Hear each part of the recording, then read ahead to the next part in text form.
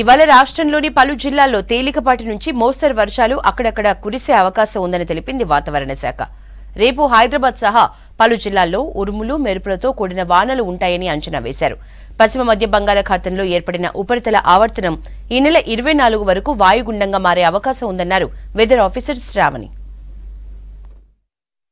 ఈ ఆవర్తనాల యొక్క ప్రభావం వల్ల దాదాపుగా మధ్య బంగాళాఖాతం నుంచి మనకి ఈ గాలులు అంటే మనకి కొద్దిగా తేమతో కూడిన గాలులు రాష్ట్రం మీదకి వస్తూ ఉండడం వల్ల కొద్దిగా ఉపరితల ఆవర్తన యొక్క ప్రభావం వల్ల గత వారం రోజులుగా చూసుకున్నట్లయితే రాష్ట్రం మొత్తం మీదుగా చెదురుమదురుగా వానలు పడడం అయితే జరిగింది. ఇదే విధమైన వాతావరణం అక్కడక్కడ మనకి కొద్దిగా ఉరుములు మెరుపులతో కూడిన వర్షపాతం నమోదయ్యే అవకాశం కూడా ఉంది.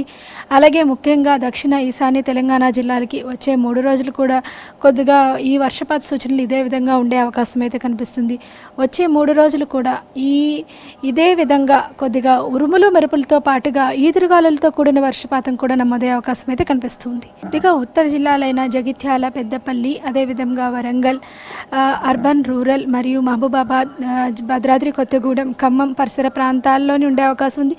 రేపటి నుండి కొంచెం చూసుకున్నట్లయితే మనకి దక్షిణ తెలంగాణ జిల్లాలైన మహబూబ్ నగర్, అలాగే వికారాబాద్, రంగారెడ్డి ఈ పరిసర ప్రాంతాల్లో ఉండే అవకాశం అయితే కనిపిస్తుంది. ఎల్లుండి కొద్దిగా దక్షిణ జిల్లాల్లో మరింతగా ఉండే అవకాశం అయితే కనిపిస్తుంది. ముఖ్యంగా హైదరాబాద్, మేడ్చల్, మల్కాజ్గిరి, రంగారెడ్డి, వికారాబాద్, మహబూబ్ నగర్, నారాయణపేట, నాగర్ కర్నూలు, వనపర్తి, జోగులాంబ గద్వాల్లో అక్కడక్కడ మనకి సాయంత్రం పూట ముఖ్యంగా మధ్యాహ్నం 2 గంటలు దాటిన తర్వాత కొద్దిగా ఉరుములు మెరుపులతో కూడిన వర్షపాతం నమోదయ్యే అవకాశం అయితే కనిపిస్తుంది.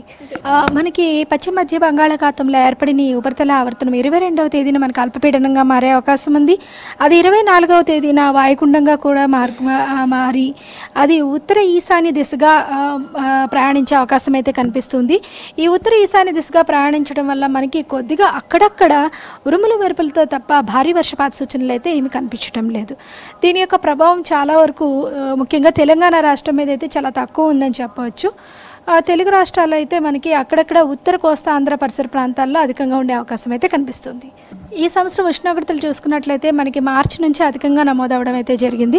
కొద్దిగా ఎన్లినో ప్రభావం కూడా ఎక్కువగా ఉండడం వల్ల ఫిబ్రవరి నెల నుంచే మనకి ఉష్ణోగ్రతలు క్రమేపీనా పెరుగుతూ మార్చి, ఏప్రిల్లో అధిక ఉష్ణోగ్రతలు నమోదవడం, మే 2వ వారం వరకు కూడా మనకి ఈ వడగాల్పులు 45 డిగ్రీల పైన కంటే ఉష్ణోగ్రతలు నమోదవడం అయితే జరిగింది.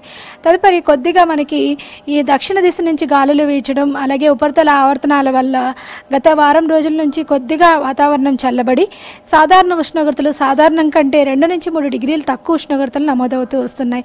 రాష్ట్రం మొత్తం మీదుగా సగటున 38 నుంచి 40 డిగ్రీల మధ్య ఉష్ణోగ్రతలు నమోదవుతూ వస్తున్నాయి అన్నమాట. అత్యధికంగా మనకి ఆదిలాబాద్ జిల్లాలో 41 డిగ్రీల ఉష్ణోగ్రత నమోదవడం అయితే జరిగింది గత 24 గంటల్లో చూసుకున్నట్లయితే. అలాగే రాత్రిపూట ఉష్ణోగ్రతలు కూడా మనకి సాధారణం కంటే 1 డిగ్రీ తక్కువగానే నమోదవుతూ వస్తూ 26 నుంచి 28 డిగ్రీల మేర ఉష్ణోగ్రత నమోదవుతూ వస్తుందన్నమాట. హైదరాబాద్ మరియు పరిసర ప్రాంతాల్లో చూసుకున్నట్లయితే మనకి పగటిపూట 37 నుంచి 38 డిగ్రీల ఉష్ణోగ్రత నమోదవుతుంది. మధ్యాహ్నం నుంచి కొద్దిగా మేఘావృతమైన వాతావరణం ఉండి అక్కడక్కడ జల్లులు కురిసే అవకాశం కనిపిస్తుంది వచ్చే 3 రోజులు కూడా. ప్రస్తుతానికి నైరుతి ఋతుపవనాలు దాదాపుగా మనకి దక్షిణ అండమాన్ పరిసర ప్రాంతాల్లోనైతే చేరుకోవడం జరిగింది. ఈ ఉపరితల ఆవర్తన యొక్క ప్రభావం వల్ల మరో 2 రోజుల్లోని ఖచ్చితంగా మనకి అండమాన్ నికోబార్ పరిసర ప్రాంతాలకి చేరుకునే అవకాశం ఉంది. ఉపరితల ఆవర్తనం కొద్దిగా మనకి ఉత్తర ఈశాన్య దిశకి అవుతుంది కాబట్టి కొద్దిగా మనకి 31వ తేదీన కేరళ, 1వ తేదీన మనకి కేరళలో సకాలంలో వచ్చే అవకాశం అయితే కనిపిస్తుంది. అలాగే 1వ తేదీని దాటిన తర్వాత మనకి 8 నుంచి 11వ తేదీలో తెలంగాణలో కూడా వచ్చే అవకాశం అయితే కనిపిస్తుంది అనమాట. జూన్ మొత్తం చూసుకున్నట్లయితే మనకి కొద్దిగా సాధారణ వర్షపాతం నమోదవుతూ జూన్ చివరి వారం నుంచి దాదాపుగా జూలైలోని సాధారణం కంటే అధికంగా నమోదయ్యే అవకాశం ఉంది. అలాగే మనకి మొత్తం 4 నెలలు సరాసరిని చూస్తే సగటున 19% కంటే అధికంగా ఉండే అవకాశం అయితే కనిపిస్తుంది.